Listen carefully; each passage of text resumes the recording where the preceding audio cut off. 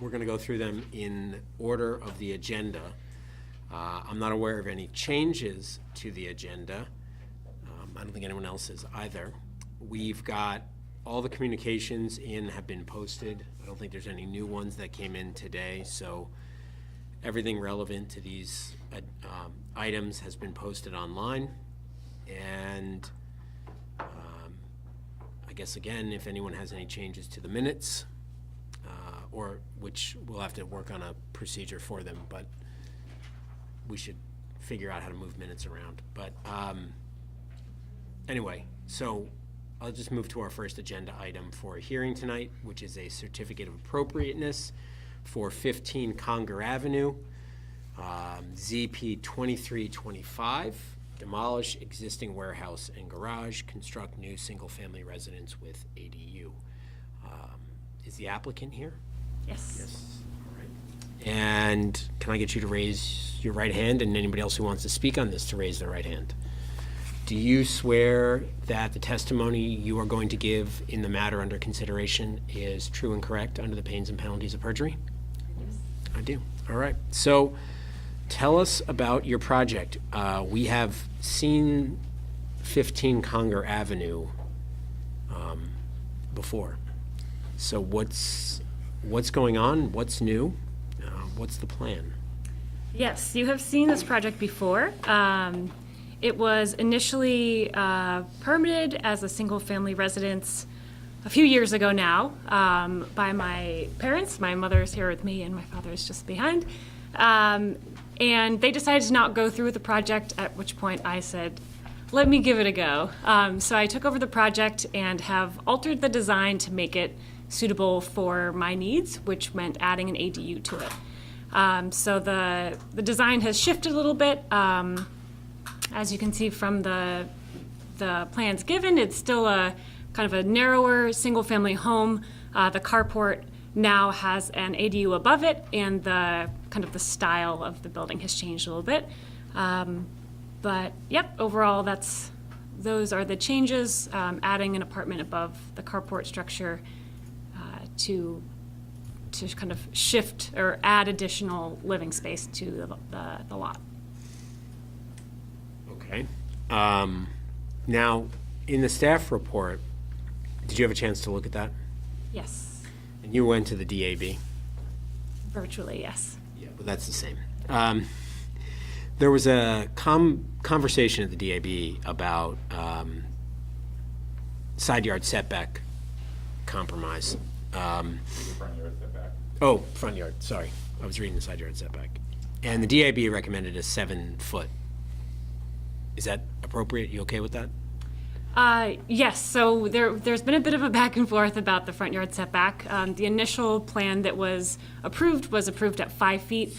As we have gone through kind of this round of the process, we've realized that the setback according to the regulations should be 10 feet, given the average between the two buildings to the two neighboring buildings. And before fully understanding that section of the code, I had hoped there had been a little bit of room for a middle ground between the 5 feet and 10 feet, because any more square footage on for the building would greatly help the way the plan functions inside, given it's such a small lot.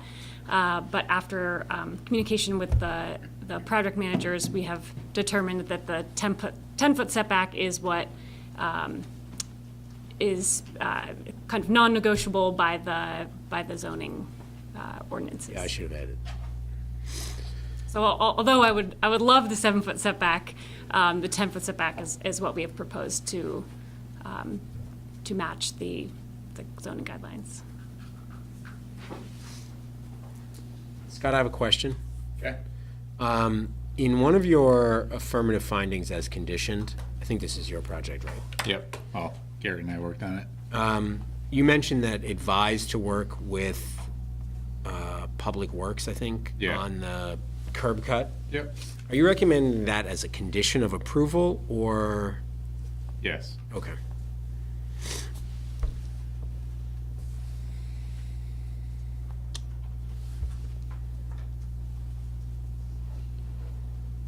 Have you had any conversations with DPW about bringing the curb cuts into compliance yet? I have not. I assumed that would kind of be the next step in the process.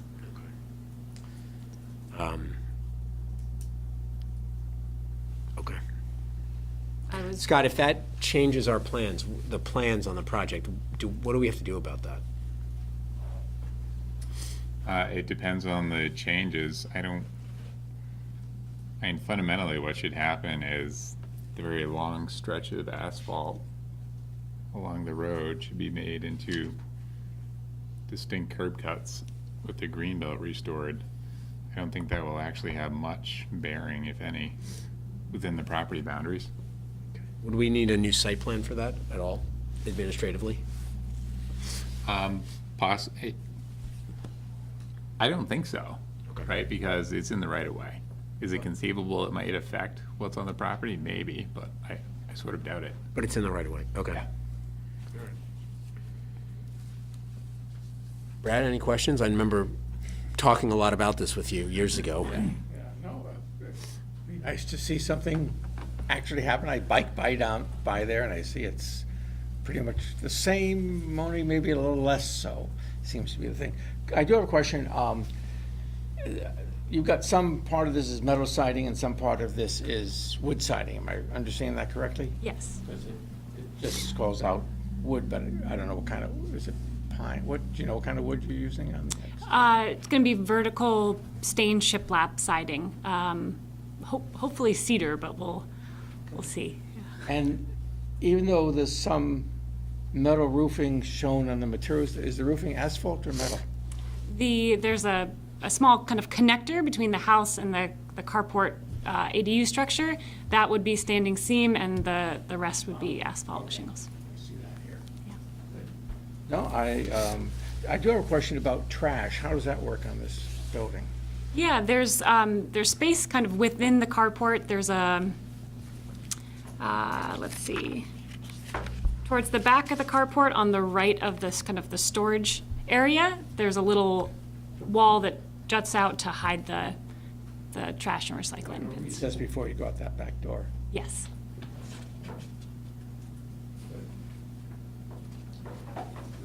Sort of need to go from no use to lots of use on the property, so it's be nice to see it happen. Like I said, it's using the site quite well. Okay. Anybody else on the board have any questions? I mean, it'd be great to see something other than the garage there. Yeah, looks like a nice project. All right, well, hearing no more questions. Anyone else here to speak on the application? No? Anybody? All right, well, we'll close the agenda item, and given the length of our agenda tonight, we'll probably deliberate shortly after our meeting. Thank you all. Thank you.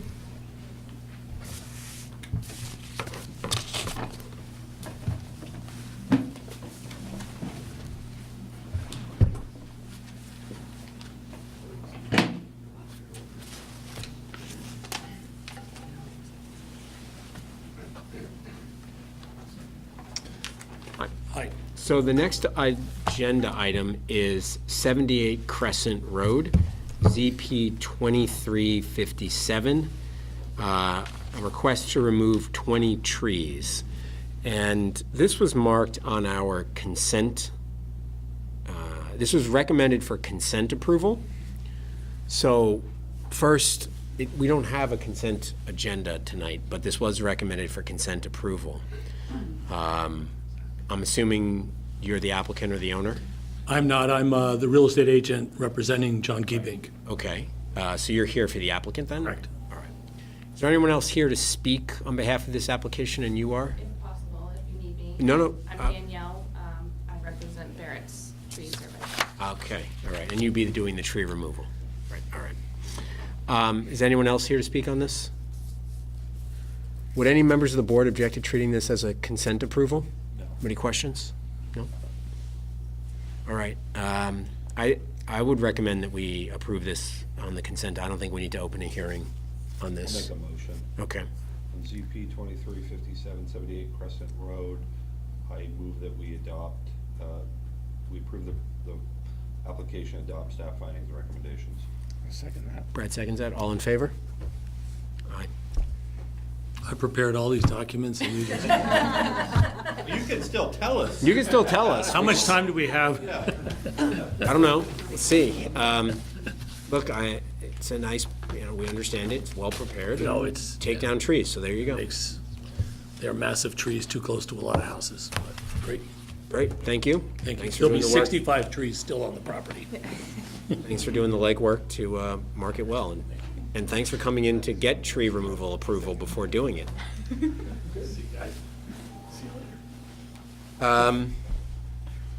So, we have other business item, which is the request at 98 Sunset Cliff Road to reopen our our hearing on ZP 23-9, 98 Sunset Cliff Road. Typically, when we've handled requests to reopen, we don't have a hearing on it, we just consider whether or not we should reopen it. We don't often allow testimony or argument until we decide what we want to do on it.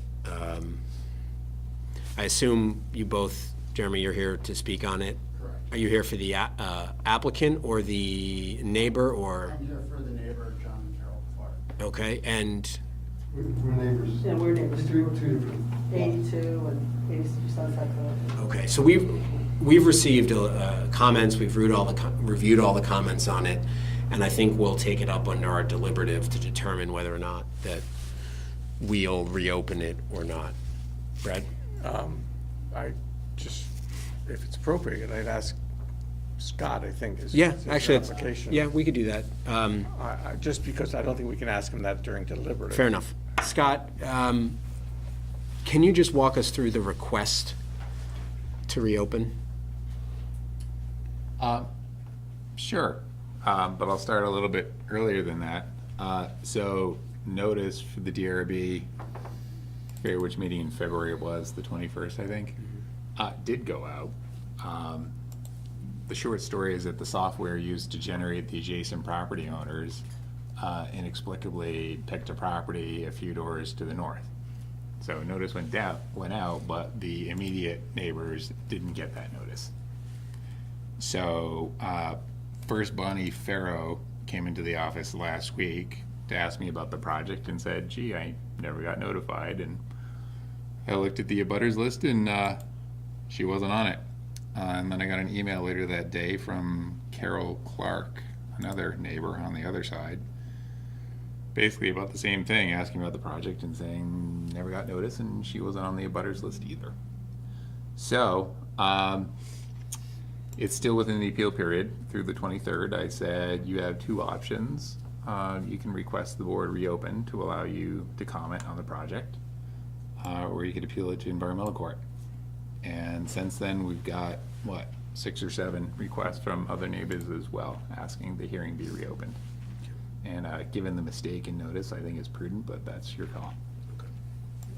One other question on this, Scott, is we actually have no authority to approve anything outside the property boundaries of a submitted application, do we? That's correct. Yep.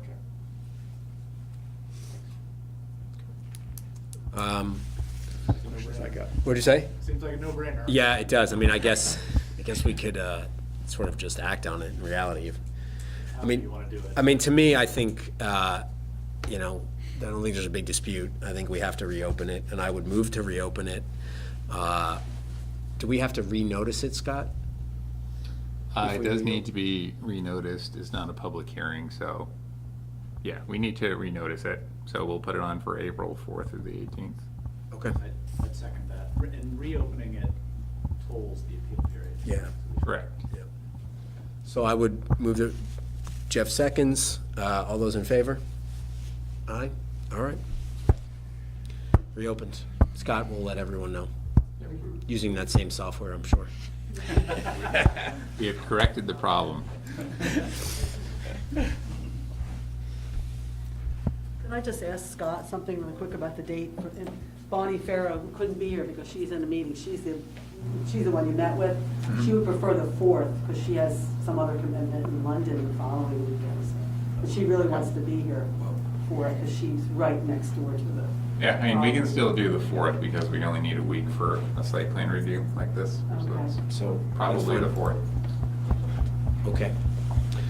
Well, that takes us to the end of our agenda, and our meeting is adjourned. We have to vote on, Yep, we have to vote on Conger Avenue. I did talk to the architect early on. Oh, yeah. Probably. Had all the papers ready? I know.